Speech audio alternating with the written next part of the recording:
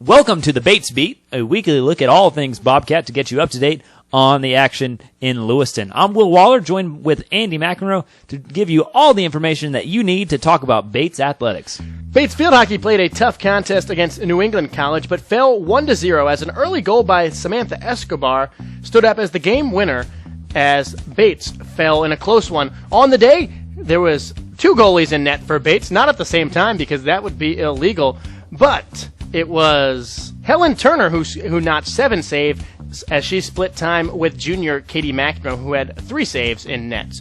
Bates will host Middlebury today at 11 a.m., and they wrap up their regular season at Colby on Halloween Eve at 4 p.m. Last week, the volleyball team was in action, notching 2 wins while recording 1 loss at the Wellesley Quad in Wellesley, Massachusetts. They defeated both Endicott and Bridgewater State by a count of 3-0, while falling to the State University of New York at New Paltz 0-3. Volleyball is currently 0-6 in NESCAC standings, tied with Colby and Hamilton for last place in the league, but they have an overall record of 11-7. The Bates College women's soccer squad entered today with an overall record of 4-7-1 and a conference mark of 1-6 after falling a week ago in overtime on the road at Wesleyan by the score of 2-1. In that contest, Wesleyan struck first with a goal from junior Dasha Battle, but the Bobcats responded as sophomore Sam Alper from Holliston, Massachusetts, scored to tie the game at 1-1 in the 50th minute. The score remained knotted at 1 as regulation expired. However, just 3 minutes and 48 seconds into overtime, first-year Laura Courage put the biscuit in the basket to give Wesleyan the victory. On the season, Bates has been led by Tina Tobin and Sam Alper, who have registered 11 and 9 points respectively. The Bobcats play today against Middlebury and will conclude their regular season against Colby on Friday, October 30th at 3 p.m. Catch that game on First Team Broadcasting at www.firstteambroadcasting.com. In the past week, the men's soccer Bobcats went 0-2 with losses against Wesleyan and Amherst this past week. In the 0-2 loss to the Cardinals, there was not much to report positive from this one.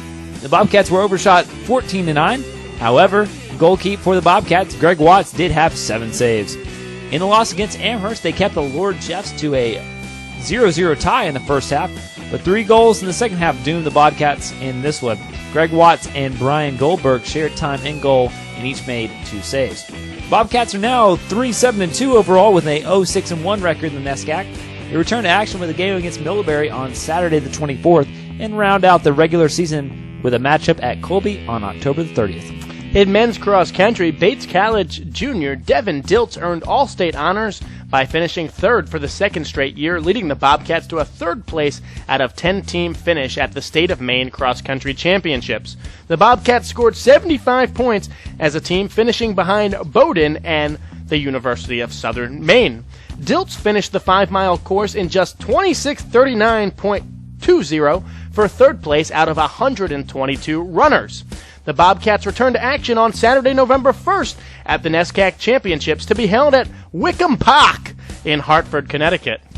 The women's cross-country team had 2 seniors, Esther Kendall and Katie Bash, finished in the top 7 runners as Bates finished 3rd in the Maine Cross-Country Championships on October 17th.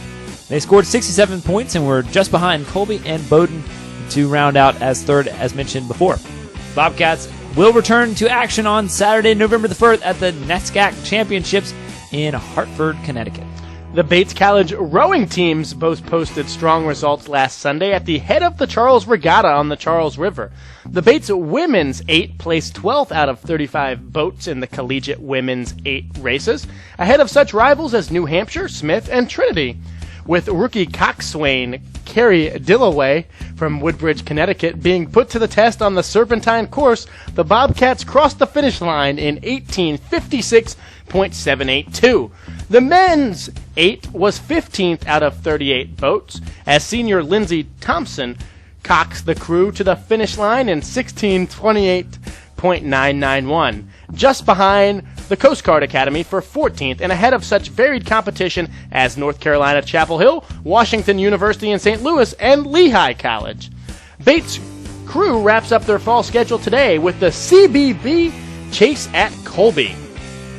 Switching gears from the water to the gridiron, The Bates College football team ran out to a 14-0 lead in the first quarter before the host Wesleyan University Cardinals recovered and roared back for a 28-20 win last Saturday.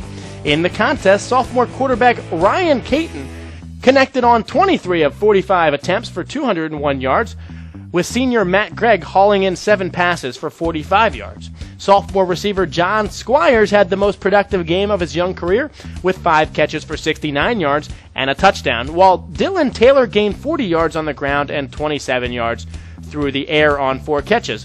On the defensive side of the ball, junior linebacker Miles Walker recorded a game-high 13 tackles, 9 of them being solo tackles, while sophomore linebacker Kevin Helm from Norwell, Massachusetts, had the biggest day as a Bobcat with 7 tackles and an interception. Senior defensive end Rich McNeil had 3 tackles for a loss, including a quarterback sack, and first-year quarterback Kyle Starr, he will be a star, picked off 2 passes, the first 2 interceptions of his collegiate career.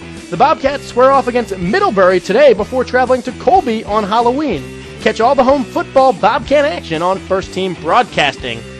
Check out the website, firstteambroadcasting.com. That's going to do it for this week's Bates College Campus Corner. More Bobcat action comes your way right after this short timeout.